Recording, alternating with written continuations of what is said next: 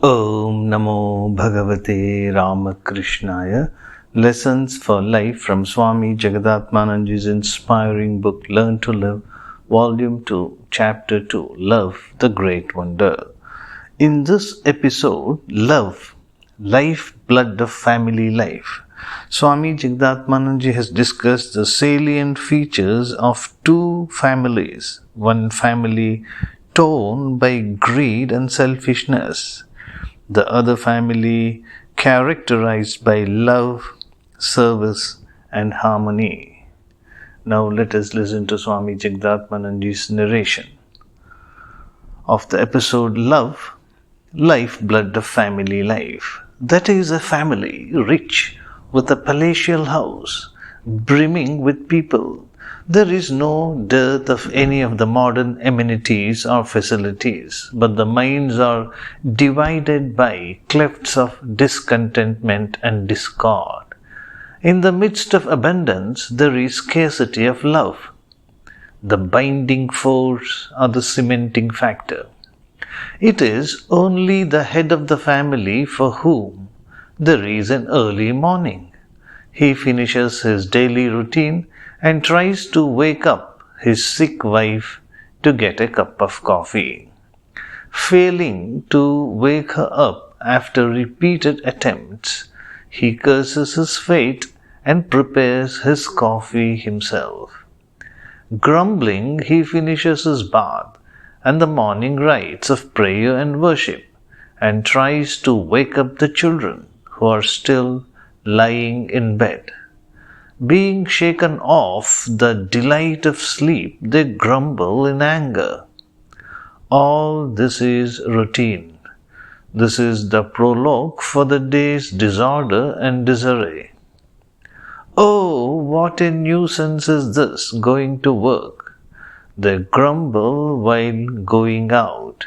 They are not sincere in their work. Even school-going children are not an exception. They excel only in dressing themselves, not in their conduct or demeanor. Though rolling in wealth, they cannot enjoy it, restrained by shackles of greed. The head of the family likes to amass more and more wealth at the cost of all happiness and pleasure. The children like to flick it by hook or crook and enjoy life fully. The miserly father, who is all friends with the customers, never talks to his children with love. It is his habit to shout at them constantly. They never open their minds to him with any confidence. The very link of mutual understanding has snapped. Each one chants the mantra of me, mine, and by me. Hence the constant bickering and quarrel. The atmosphere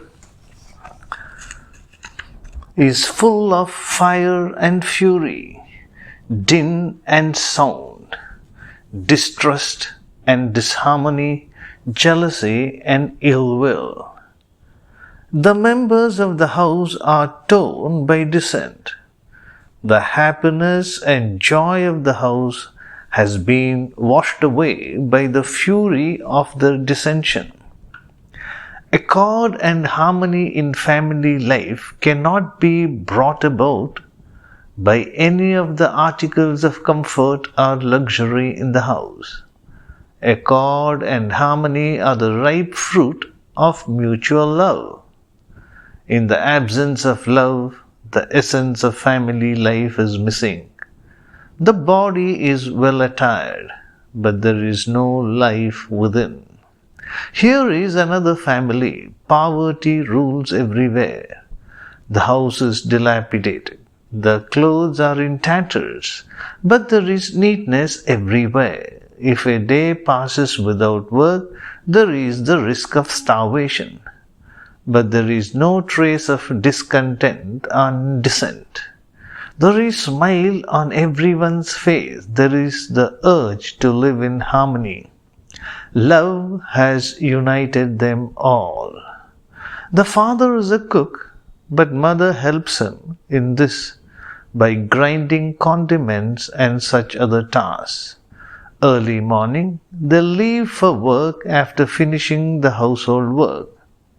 As children too get up early, they have never been late in leaving for work, sweeping the front and decorating the house, drawing water from the well for home and the flower plants in front, tending to the cattle. All duties are shared by the children and finished in time. All the members of the house join together at prayer time. Again they sit together for the simple breakfast, which consists of 2 dry rotis, chapatis, Indian bread. When the parents are out doing hard work, the children are in charge of the household. The elder children feed the younger ones. The clothes in which they go to school may be in patches, but they are washed and clean. Their dress might look old, but their behavior is exemplary. They are never tempted by the glamour of wealth. They are satisfied with what they have. When parents come back home in the evening, the cheerful faces of the children welcome them. They exchange news about the events of the day, discuss the earning and expenses, and share whatever they have for dinner. Even the simple meal savors like a feast. There may be poverty there, but no stinginess. On festive days and at religious ceremonies, they generously give away good things in charity. They take pleasure in seeing others rejoicing. They do not possess expensive ornaments or property. Their possession is their generous mind, a heart that cannot see others in distress. When people ask them about their material possessions, they only say, "We are poor externally, as you can see, but in truth we are rich. There is joy and contentment in plenty." For us, this contentment is our greatest wealth. Truly, their wealth is not something that can be seen. It is the wealth of the heart, the wealth of love that embraces one and all. Yes, happiness in family does not depend on jewelry, dresses, or material comforts. It depends on love. Love is the key to happiness in a family. Love is the heart of a family. It is the wealth of the heart that assures happiness in family. The lack of it ruins it. Tomorrow we will be discussing the topic treasure of divine love. Om Shanti Shanti Shanti.